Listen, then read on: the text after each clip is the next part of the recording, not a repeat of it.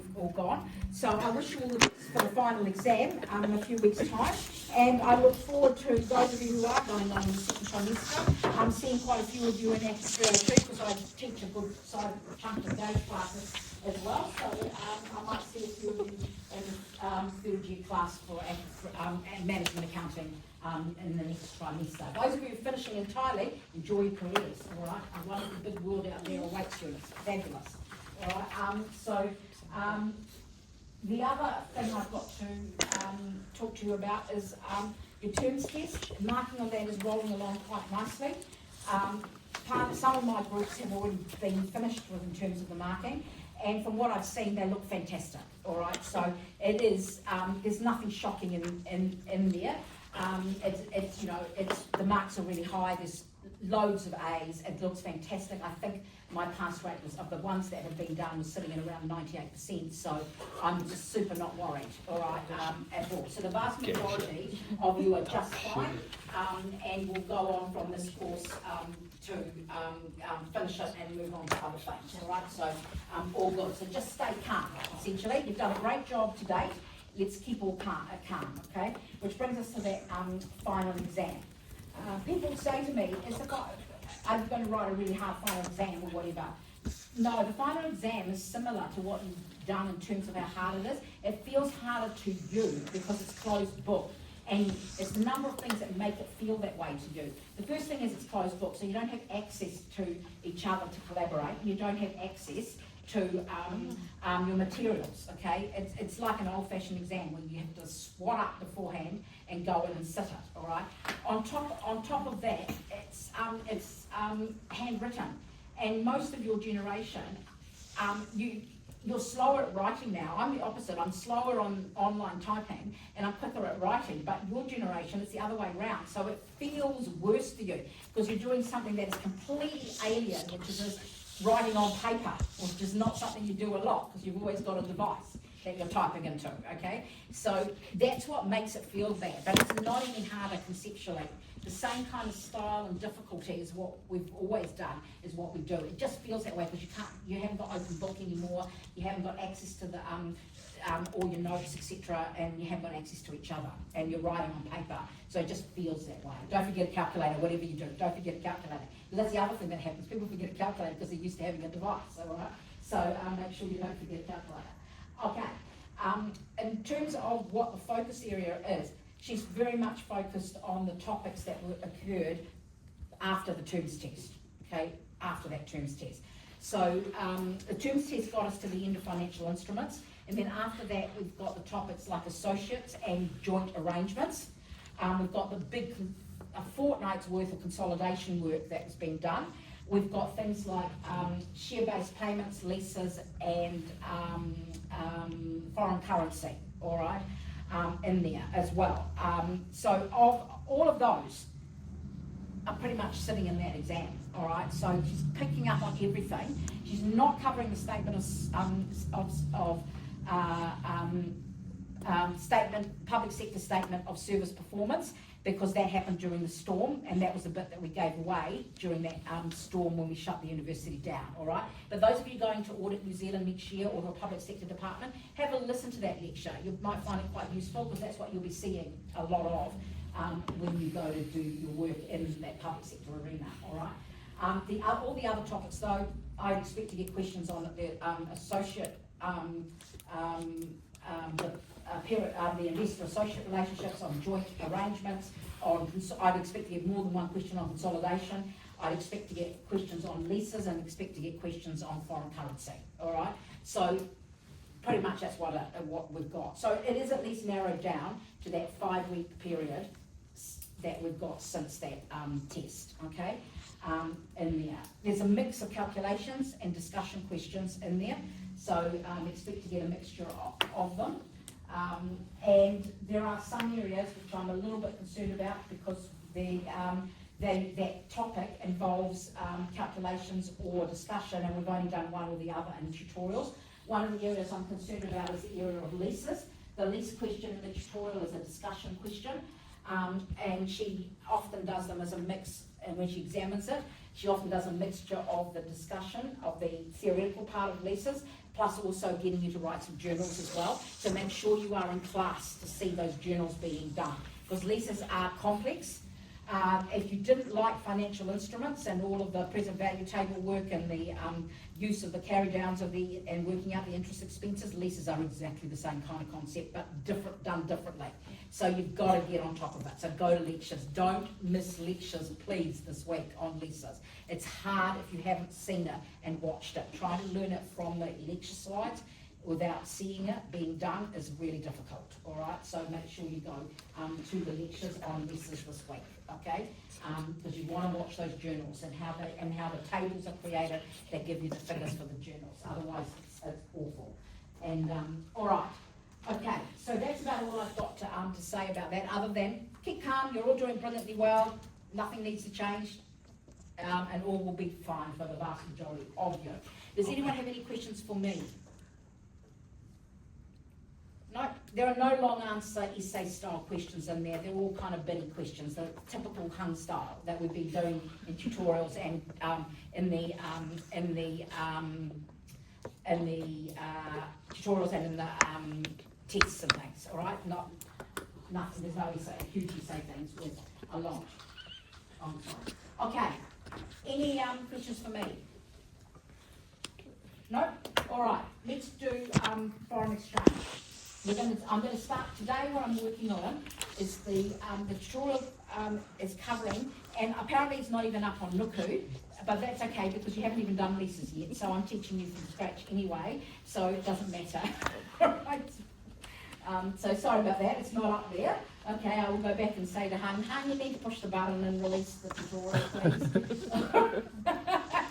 But it's like, I can't do it. I can see, in my view, I can see that it's there, but I can't tell that you didn't have it there, all right? So I'm going, the first group told me today, and I'm going, Okay, so what I'm going to start with is normally I'd be a bit uptight about it because it doesn't give you a chance to think about it beforehand, but the reality is these topics, I'm teaching them before you've got to the lectures, all right? So in fact, it's pretty much the first time you're looking at foreign currency and the first time you're looking at leases. So, though for a lot of you, having seen who turns up to class, most of you seem to learn off, come to my class to learn rather than go to lectures. So there we go.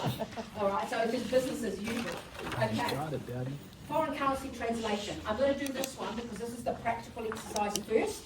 So I want to get the number work done first, the technical thing done first, and then we'll roll back and do the discussion question for leases. Okay? All right. Foreign currency. Any firm you go to work in New Zealand, any of you who go work for a medium, large size, well, maybe not medium, but large size firms in New Zealand, and the accounting firms, we are an export-import country, all right? Everybody's exporting. With foreign currency, you are dealing with foreign currency all the time as a business in New Zealand, okay? So it's something that we definitely teach because all of you will deal with foreign currency translation during your careers. Whatever you do in accounting, you'll be doing it. This is a country that exports a lot, and we import an awful lot because we don't manufacture much. Okay, all right, so foreign currency translation. Let's have a look at this one.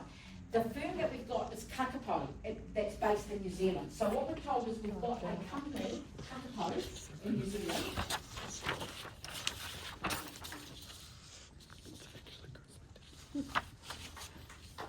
Which is based in New Zealand, all right? And on the 1st of April 2019, it bought, 1st of April 2019, it bought 100% of all of the shares of Grizzly Tech, which is a Canadian company, all right, which is in Canada. Okay. There is no discussion here about whether this is a parent-subsidiary relationship here. At 100% ownership, absolutely there is control, and absolutely Kakapo is the parent of Grizzly Tech, which is a subsidiary. When you have foreign subsidiaries, at the end of the year, you are required to consolidate that information into your group financial reports. So at the end of the year, Kakapo, the parent company, needs to present group consolidated financial statements, including consolidating any foreign subsidiaries that they've got, all right? So that's what the problem is here. But Grizzly Tech is operating in Canadian dollars, but we need to translate from the Canadian dollars to New Zealand dollars so that we can actually incorporate the Grizzly Tech accounts into the consolidated group accounts for the Kakapo group. All right. Okay. The information about Grizzly Tech, there's a couple of lines there are really important because determining functional and presentation currency is all about understanding where a company is domiciled, what currency they earn their revenues and pay their expenses in, what currency they generate loans in, etc. So what we're told is it's a manufacturing company. Grizzly Tech is a manufacturing company domiciled in Canada. Where their domicile matters in terms of functional currency and presentational currency. And it sells all of its it sells its products mainly in Canada in Canadian dollars. All right. Okay. So what we've then got is the income statement and balance sheet for Grizzly Tech. If you're doing one of these in an exam, what you want to do is grab an exam booklet. Oh, I haven't got one, isn't there? Usually I have one. Get it away. Okay, grab an exam booklet, open it on a double page, okay? Because you want to put your income statement on one side and your balance sheet on the other, all right? So just open a double page of the exam book, income statement on the left hand, balance sheet on the right hand page, all right? And then what you want to do is basically copy out the information that's given to you and set it up in a grid so that you can do this. So if you look at your handout and you go to the foreign currency question, which is about the third page in or something, you'll see that I've got a grid drawn up where I've got, you want 4 columns. You've got a column where you're describing each of the individual line items, a column for the Canadian dollars or the currency of that subsidiary that you're going to translate, a column for the exchange rate, and a column for the New Zealand dollars that it translates to. You want 4 columns. The line item, the foreign currency, the exchange rate, and the New Zealand dollars. All right, so 4 columns in there. And separate the income statement and balance sheet onto, use a double page, put one on the left and one on the right. Doesn't really matter which way around. Generally, income statement first, balance sheet second page, and do it that way. Okay, what I want you to see is going on here is up to here, this is the income statement, to this point here. This is your income statement, all right? And then from here on in is the balance sheet. Okay, so your income statement's the top bit here, and from here on down is the balance sheet. And the balance sheet's got the equity accounts, and then it's got the long-term assets in there on that page. Moving down to the short-term assets on the top of the second page, and a couple of liabilities at the bottom here, and then the net assets. Net assets is the same word as equity. All right, if you take your assets minus liabilities, that's your net assets. And in your accounting formula, assets equals liabilities plus owner's equity. The net assets is the owner's equity. All right, okay, in there. All right, okay. So that net assets here is the same as the equity line, 295,500 Canadian. And if you go back up to income statement, you can see that in the sorry, not income statement, your equity part of the balance sheet, you can see the total equity is 295,500. All right, there. Okay. When you draw up those grids, you want to, in the equity lines here, leave an extra line before the total equity line, all right? So leave an extra row blank between whatever is the last equity one. So we've got retained earnings closing, share capital. Before the total equity, just put in an extra row. So that is where you're going to insert your foreign currency translation reserve.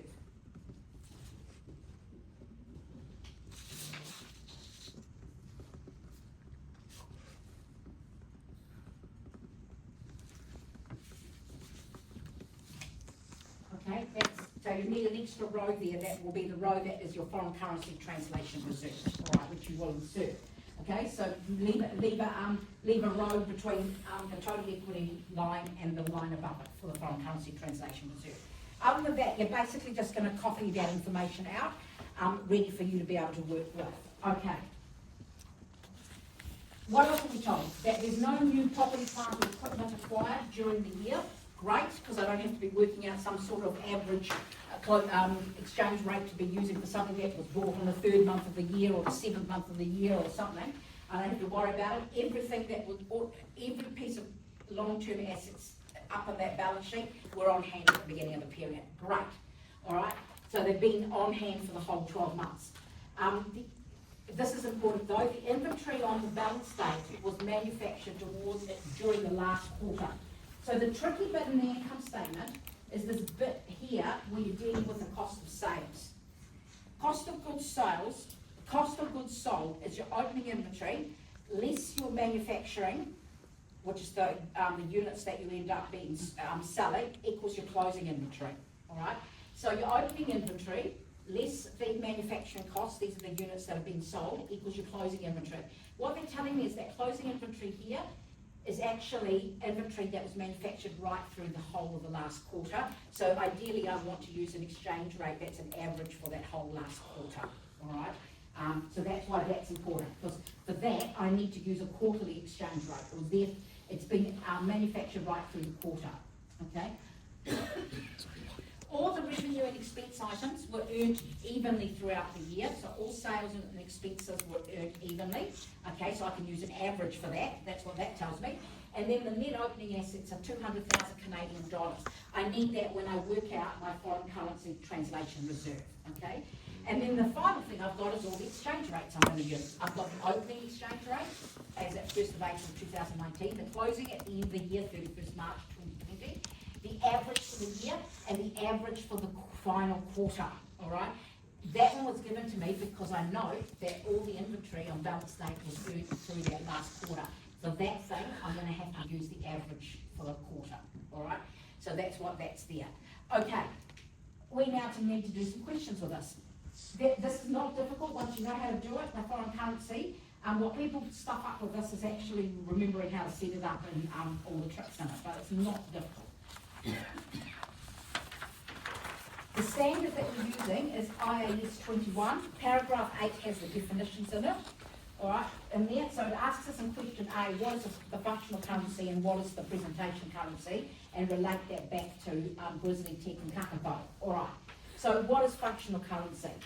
Paragraph 8 of the definition says that the functional currency is the currency of the primary economic environment in which the entity operates. So your functional currency is the currency of where the entity operates. So Kakapo, what is the functional currency of where Kakapo operates? New Zealand. New Zealand, yeah, presumably operates in New Zealand. But what about Grizzly Tech? What's the Canada? Yeah, it's operating in Canada. Okay, so intuitively you've got the right answer, okay, for it. That Grizzly Tech, the functional currency will be Canadian dollars, but we have to justify that.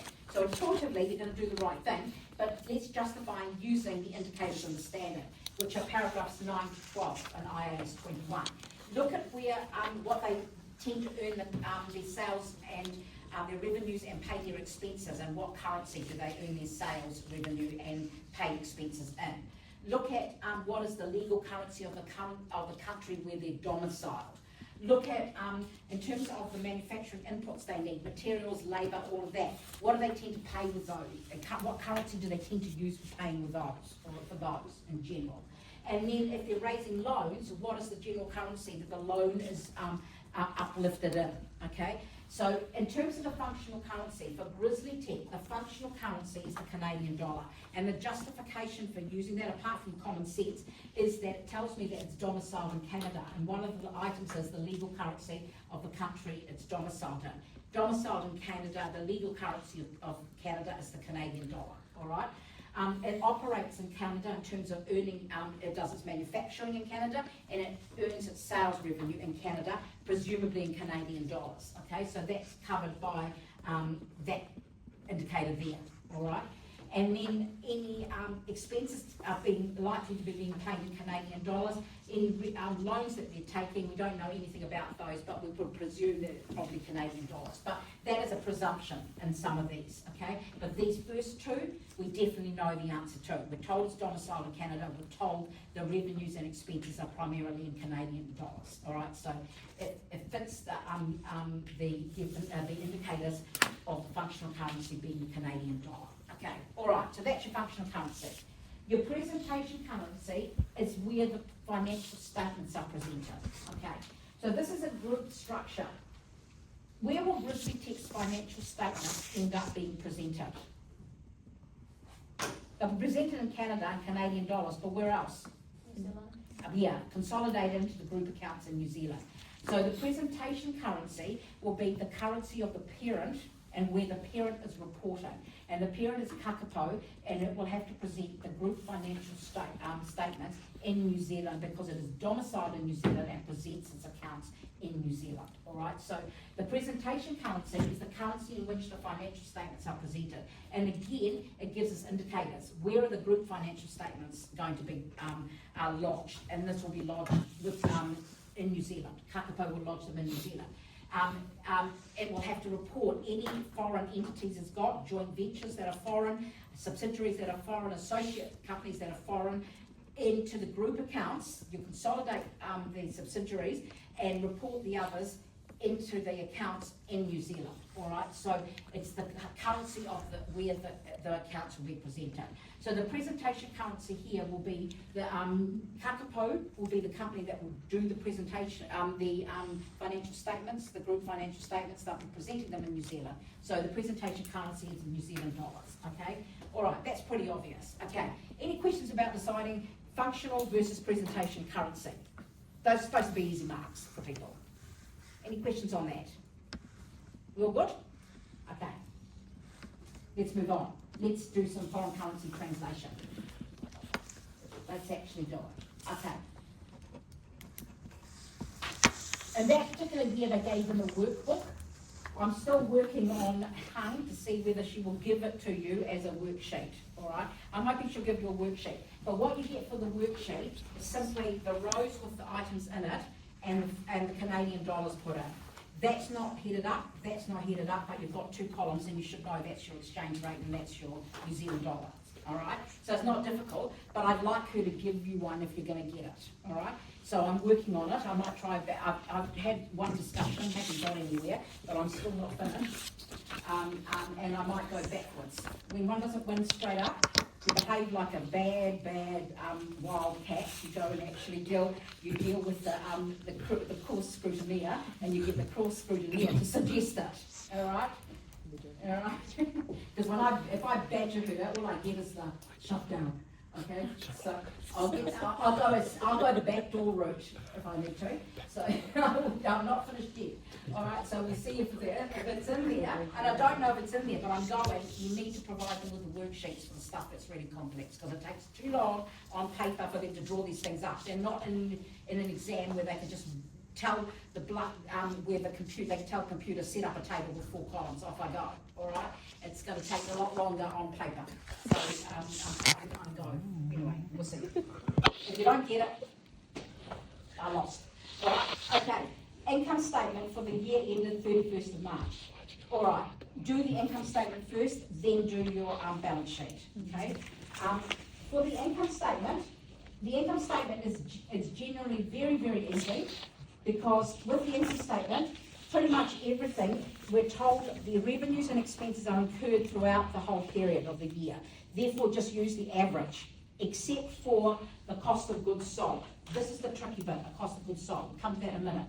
So for everything else, sales and expenses, in the income statement, use the year average. If they've said in the story, if all the revenues and all the expenses were incurred evenly through the year, just use the average. So we start, sales is $680,000, divide by the exchange rate, the average exchange rate from up here, 0.63, is $1,079,365. So when you're translating foreign currency, so your foreign currency, and whatever it is, yen, US dollars, pounds, whatever, divide by the exchange rate, and that will then give you the New Zealand dollars. Okay, the New Zealand dollars, all right? Okay, your cost of goods sold. Your opening inventory is what's on hand at the beginning of the year. Clearly, if it's the opening inventory, use the opening balance, opening rate. So the opening rate is 0.5. So your opening inventory at the opening exchange rate of 0.5 translates to 40,000 New Zealand dollars. All right? Okay. Your manufacturing costs during the year that you were selling and manufacturing those inventory products all year long. So we use the average, 437,500 Canadian dollars divided by 0.63, the average exchange rate, gives me 694,444 dollars in New Zealand currency, all right? The end of year inventory, be careful to read carefully, because you think end of year, I should use the closing balance. But what do they tell me about that end of year inventory? What do they say about the end of year inventory? From the last quarter. Okay, so you don't use the closing balance, you use the average for the last quarter, all right? So that was the trick in that one, 0.57, all right? Because it's closing inventory, most people will go and use the closing exchange rate, but because they said in the story that inventory was earned right through the last quarter and gave you the average exchange rate of 0.57, you need to exchange at the last quarter exchange rate, all right? So 48,000 divided by 0.57, 84,211 New Zealand dollars. Everybody clear about that? Make sure you read carefully. After you've done it, go back over the little line items that's in the story and make sure that you check that you've used the right rate for them. Okay, this is easy to. That one you can see how easily, about a quarter of the class use the closing rate. You can see how easy an exam it would be to do it, because it's you're thinking, oh, that's the closing balance, I use the closing rate. Whereas they didn't carefully note that inventory was earned right through the last quarter. I need to use the last quarter average, all right, on it. It's easy to do. Okay, so for the line items, exchange them. But for your folks in the back, there's Gibble City in the back row down here, all right?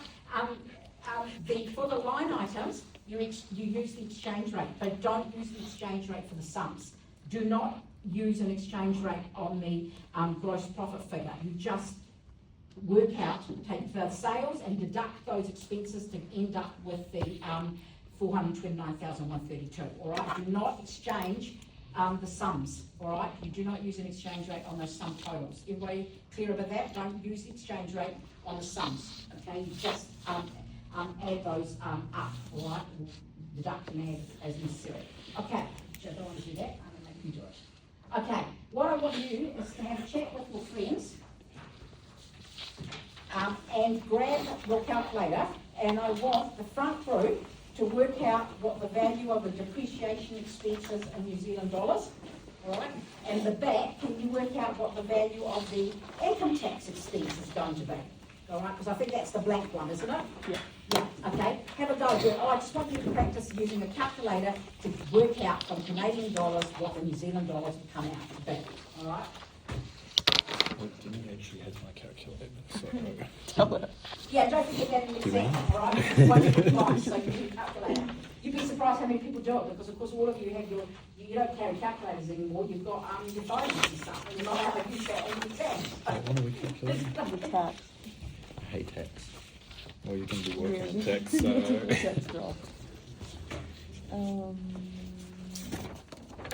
we just minus that? We Yeah. have to make sure it's together. Wait, yeah. As Okay. soon as I think we someone's can. got the answer for me, check it with your neighbour and say hello. Yahoo. So just minus, yeah. Let me know what your depreciation expenses in New Zealand dollars and what your income tax expenses in New Zealand dollars.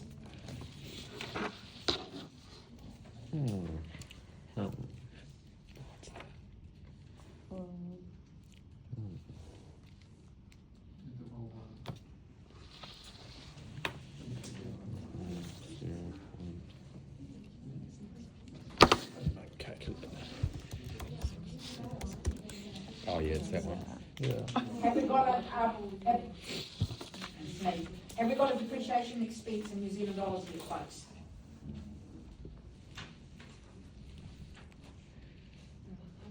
Brothers City? $126,984. Perfect. In the back there, has anyone got my income tax expense in New Zealand dollars? Mine is 55,556. Perfect, lovely. So that's super easy. As you can see, this isn't difficult. It's about making sure you stay awake to make sure you use the right exchange rates for the right things from the story. It's not difficult, all right? Okay, so there it is in total, okay?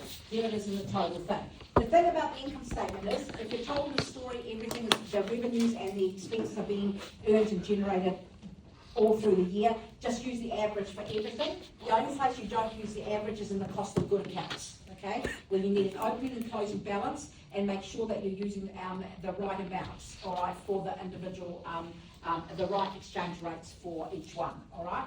Okay, again, do not exchange the sum lines, okay? Do not exchange that. Do not try exchanging the net profit line to get the New Zealand, all right? It's just the sum. It's just really the sum of that column, all right? Don't try using an exchange rate. Is everybody clear about that? Do not try using an exchange rate. You do the exchange rates only on the individual line items, not on the sum total lines, all right?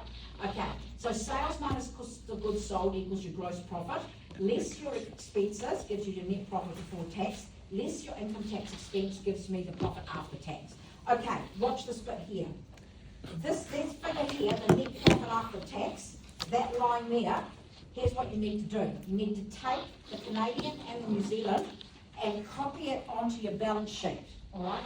So go onto your balance sheet and take that net profit line and add it to the opening retained earnings. Add it to the retained earnings. So the 95,500 Canadian profit after tax gets added to 0, which makes that 95,500 closing.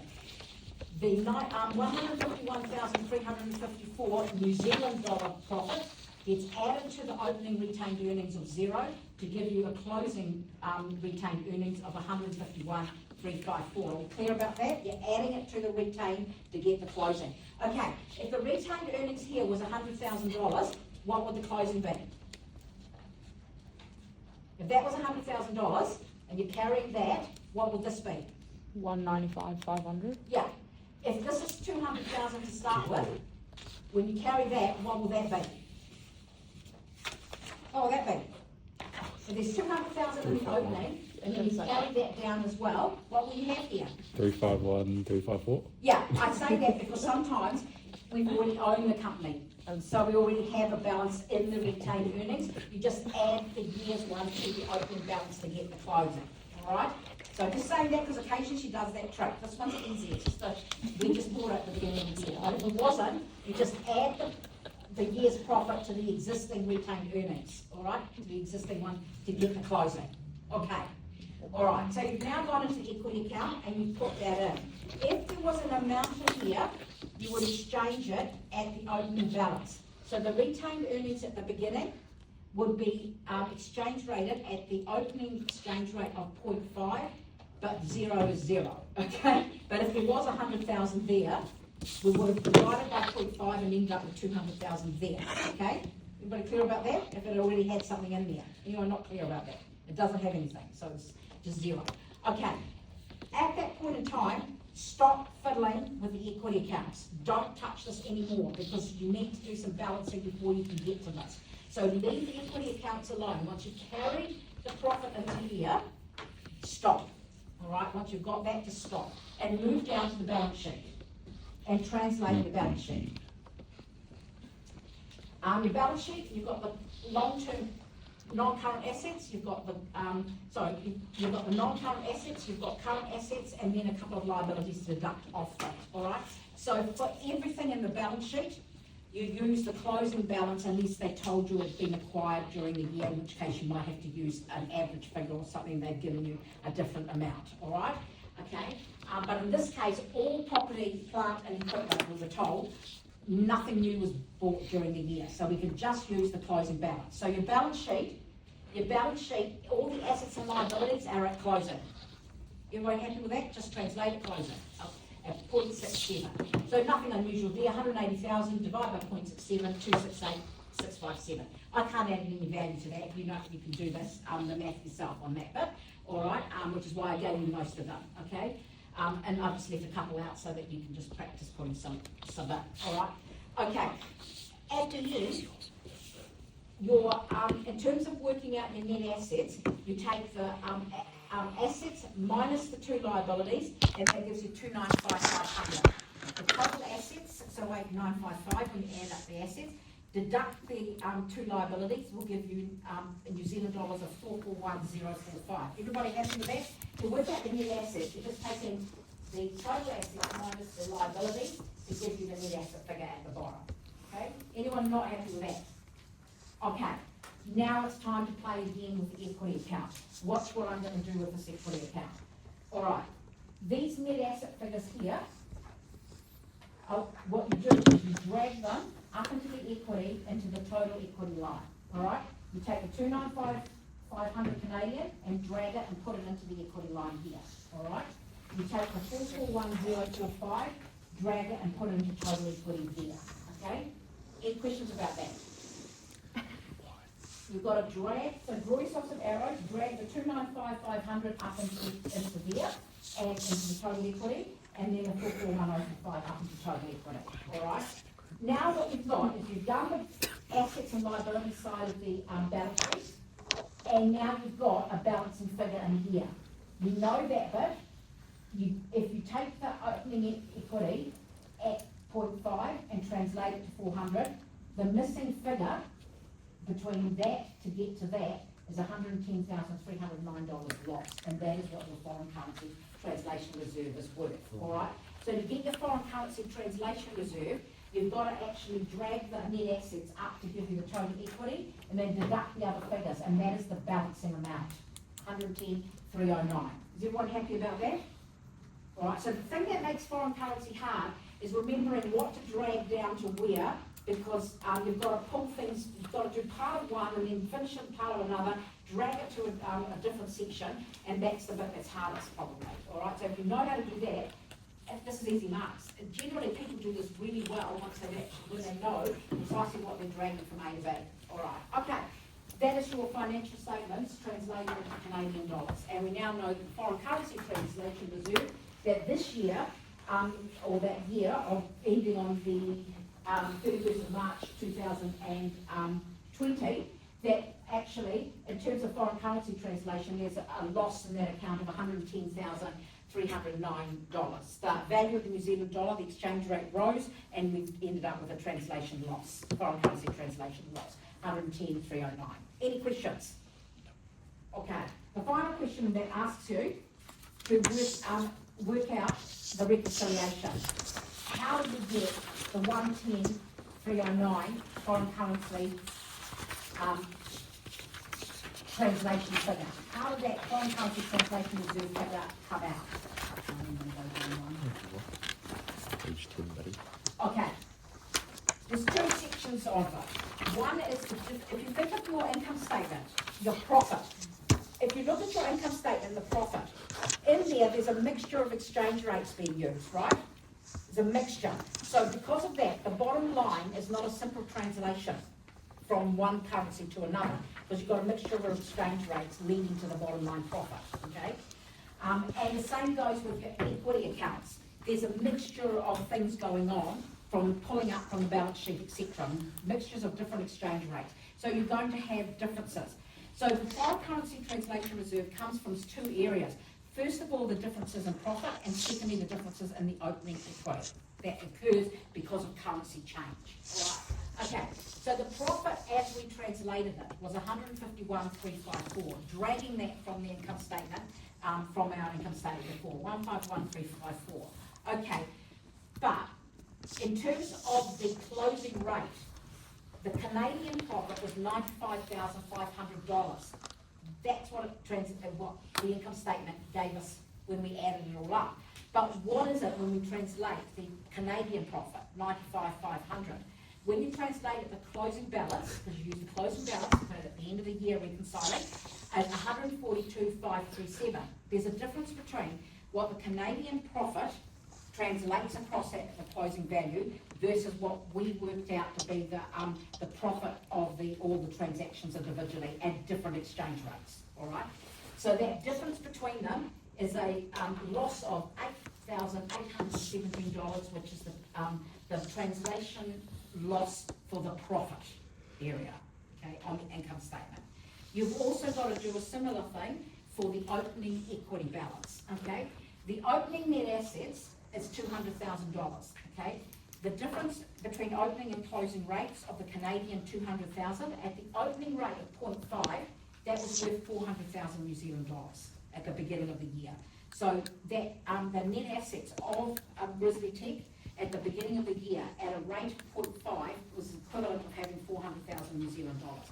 The exchange rate increased during the year, which means that we get less New Zealand, more New Zealand, less New Zealand dollars because the value of the Canadian dollar fell, all right, to the New Zealand. So the New Zealand dollar rose, the Canadian value fell. So we've got 298,507 and take 200,000 by the closing rate. There's a difference in the values between opening and closing, and that difference is $101,493. It's a foreign currency translation loss on the opening net assets, okay? So the two of them combined add up to, so the difference in the profit element, the difference in the opening net assets add up to give you that reserve, $110,310. We're a dollar out. We've got 110,309 in our look at our equity and our equity part of the balance sheet. That's because we were talking about it all the way through. If you keep the cents in the calculator, you wouldn't have the dollar rounding problem, all right? But she's asked you to round, so we were just a dollar out. If you're a couple of dollars out, then that's you just round. It's rounded, it's not an issue. Okay, any questions on that foreign currency? No? Okay, I look forward to you enjoying it in lectures with Hung, and then it'll make, and you'll be able to see that it makes a lot of sense. All right, let's do leases. Okay, leases won't take us long. If you need to leave, by all means leave, but I will cover it. No answer for this will come up, but in terms of leases, the thing about the lease standard and why we teach it is it's one of the most unpopular standards out there. Okay, industry hates the new lease standard. It's not that new now, it's been around since 2019, but they're still griping about it and they positively hate it. They hate the new IFRS 16 lease standard, okay? And we've got a quote here from one of the technical experts at BDO, basically saying that industry doesn't like IFRS 17. There's a lot of, 16 I should say, IFRS 16. There's a lot of opposition to it, but nevertheless, it is conceptually sound. And what the question's asking us to do, and this is a mini essay in terms of, but you would do it in quite technical approach to answering it, is we've got to go through and understand how leases used to be treated under the old standard, which was IAS 17. IAS 17, how leases used to be dealt with versus how we deal with leases now under the new IFRS 16, which isn't that new because we're talking 1st January 2019. The reason that we continue to look at this is because industry is still griping about it. They hate it, all right? They hate it, okay? And they'll come up with, somebody will want to do something different. And some accountant will come up with a new innovative way to handle it, which is, we'll then have to figure out how to get around it. Okay. Under the old standard, IAS 17, there used to be two types of lease. You classified a lease either as operating or financing. And what determined whether it was operating or financing was the idea of where the risk and reward of ownership lay. All right, so what you have is, you've got, in a lease, you've got an asset that is being leased from a company by another company. Okay, so we've got an asset.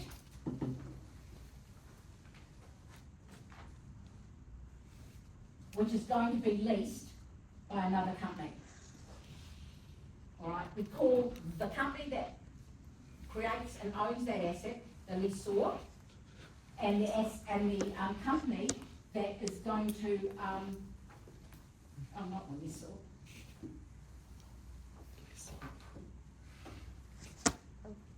And the lessee. I spelled that wrong probably.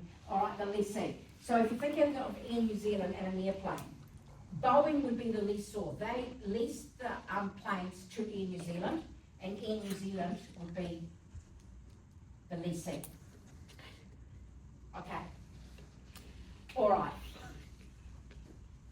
The predominance of the operating leases got out of hand. No company wanted to record a lease as a finance lease, and most of the leases would be recorded as operating leases. And what you need to be able to do is explain why it was that industry was running around claiming that all of the assets they were leasing were operating leases. Industry was classifying everything as an operating lease. They didn't want to record a finance lease. Why?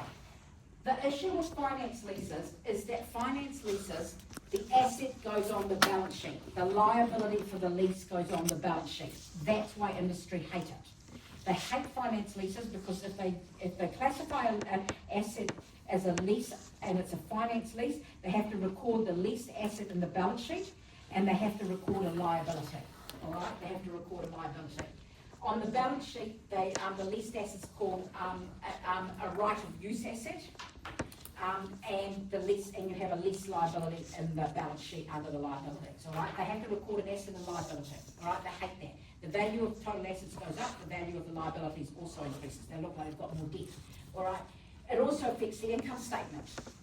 If you record an asset, you have to depreciate the asset every year. So your expenses goes up, your profit goes down. Their profitability looks worse. They hate it, all right? And on top of that, you've also got to take the lease expense payments. So the profit's being decreased again, all right? So between having to record the assets in the balance sheet, the liabilities in the balance sheet, the depreciation and the lease expenses into the income statement diminishing profit, their accounts look worse.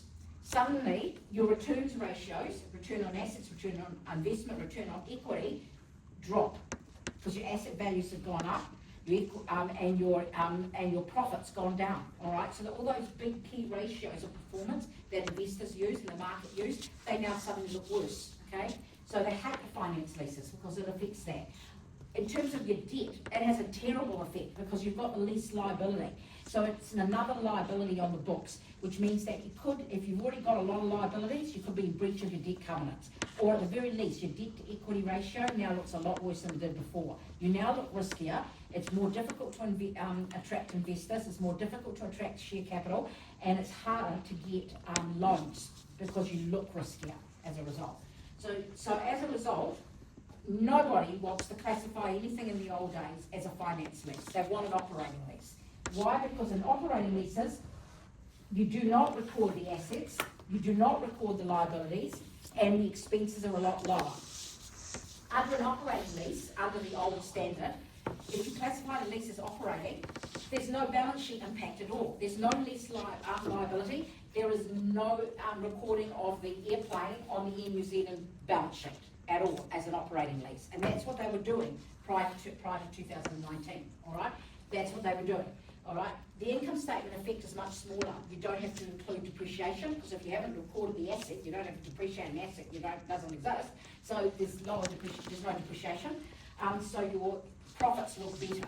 So operating leases, profits look better, your debt to equity ratios look better, your leverage ratios are all much better. Nobody wants to record anything as a finance lease in the old days. Everybody was busy recording everything as an operating lease. But that wasn't necessarily painting a realistic, relevant, leading to relevant, faithfully representative financial accounts, all right? Because if you've got companies that are pretending not to have assets on their books that are really behaving like assets, you haven't really got a relevant set of financial accounts. Okay.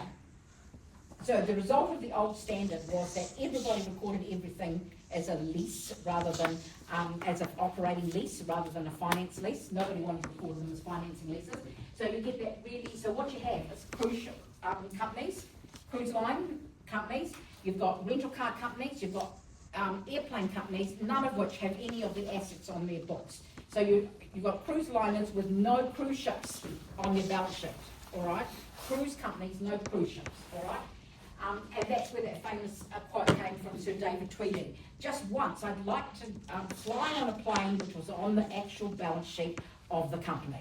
all right? So what you have is Air New Zealand with a whole lot of planes leased from Boeing and no planes showing on Air New Zealand's balance sheet at all under the assets, all right? Because they were all trailed with its operating leases. So you've got a lot of misclassification and a lot of manipulation going on and not a very good representation in terms of relevance and faithful representation in the financial statements, all right? The new reporting requirement, IFRS 16, it is very unpopular. Why? Because it's basically terminated the ability to use operating leases. Everything is pretty much a finance lease, okay? So under the new standard, all right, it's not about who owns the plane, it's about who controls its use, all right? Who controls the use, okay? And so under that the new standard, pretty much all the big ticket items that companies have would be recorded as a finance lease. They've got to put them on the balance sheet, in other words. Right? So all leases are pretty much finance leases. The exceptions are minute. There's very little exception. If you lease for less than 12 months, you can avoid recording a finance lease. Or if it's a tiny amount, the value of the asset is little, like a photocopier, and you're a big international firm, you're not going to worry about recording it as a finance lease. All right? But all the big ticket items are now treated as finance leases. They're all on the balance sheet as assets. The liabilities are all on the balance sheet. The depreciation is there, and so is the lease expense. Okay, we don't call them airplanes. If you look at New Zealand's accounts, you see what they've got on their balance sheet is right of use assets. That's the airplane. So right of use assets are leased assets under a finance lease. Okay, leased assets under a finance lease. The journal, I put the journal entries up there. This is why you need to go to a lecture. I think that she's going to make you do some journals as well as understand this, all right? So she's going to make you do the journals. And the journals for creating this are very similar to the financial instruments. You've got to use present value tables, etc. So it's tricky. So you please go to lectures this week, watch the journals being done, and watch the accounts, because you set up a table to work it out, all right? And watch that being done, all right? This week. Okay. All right. Business hates IFRS 16 because all of these lease assets are suddenly in the balance sheet as a right of use assets. The lease liability is sitting there under the general liability, so their debts look higher. All right. All of their key returns and leverage ratios deteriorate and look worse. Their profitability looks lower than it used to be as a result. This one is a critical one. A lot of firms, the minute that these lease assets came onto the book with their accompanying liability side, that lease liability, pushed quite a few over to breach their debt covenants, which means that their lenders pushed up their interest rates because they're riskier. All right, so they have to pay higher interest on their loans, which is not a good thing. All right, they're really grumpy about it. Their argument is that if they wanted to own it, they would have bought it. Okay, if Air New Zealand wants to own airplanes, Air New Zealand would have bought an airplane rather than leased it. It's irrelevant what their intention was in terms of how they want to physically own it or not own it. What it comes down to is in terms of reporting, you've got to look at it from a conceptual framework perspective. Is the thing an asset? Is there a liability there? All right. What would be the best from the user perspective in terms of reporting? What about the reporting characteristics like relevance, faithful representation, etc. And when we look at it from the user conceptual framework to think about whether industry, whether we can buy into what industry is saying, we have a problem. The conceptual framework is like, you can think of it as kind of like our constitution in accounting. It's like the American Constitution or the Treaty of Waitangi is for New Zealand. That's what it is. The conceptual framework is like that for accounting. It governs, it tells us the principles under which accounting should be occurring, all right? So in there are critical definitions of what an asset is and a liability is. Absolutely no way should we have accounting reporting going on when things are classified as something that meet the definition of something else. That's not okay, all right? And the problem with the old lease standard was it took lease assets and pretended they were assets. Whereas if you look at the definition of an asset is a resource that is controlled by the entity as a result of past events from which economic benefits are expected to flow. Three key elements. The first thing is the critical license. Control is what matters, not who owns it, control, who controls it. So let's look at our Air New Zealand plane. The use of the Air New Zealand plane. Boeing or Air New Zealand? Air New Zealand. Yeah, all right, okay, so control is with Air New Zealand, not with the lessor, Boeing, it's with Air New Zealand, all right? Was it a past event? Yes, a lease contract between Boeing and Air New Zealand was drawn up, all right? Who gets the economic benefits of the plane? When you fly on that plane, who gets the revenue? Boeing or Air New Zealand? In New Zealand. So, which company meets the definition of an asset? Air New Zealand. The plane is an asset of Air New Zealand. There's no way around that, all right?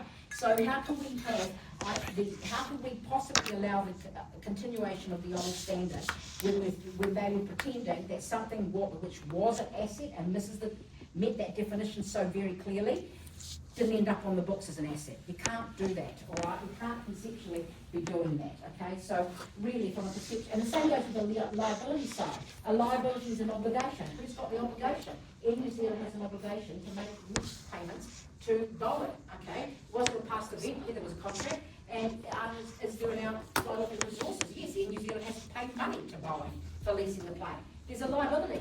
So we can't have Air New Zealand pretending that this plane is not an asset and doesn't have to go on the books, and there isn't a liability that has to go on the books of Air New Zealand, all right? It is very definitely fits the definition of an asset, it very definitely fits the definition of a liability and needs to be recorded as such. So the new standard is consistent with the definitions in the framework, all right? And those assets meet those definitions, therefore they should be recorded as such. Hence why Air New Zealand now has to record them as an asset use, which is the leased asset, the plane, and it also has to record a lease liability for the planes, all right? So it has to do that now. The second way to look at it is from a user perspective. In terms of the relevance of the financial information, the ability for users to use it for decision making, is it really valid that we can hide and pretend that these companies don't have these leases, all right?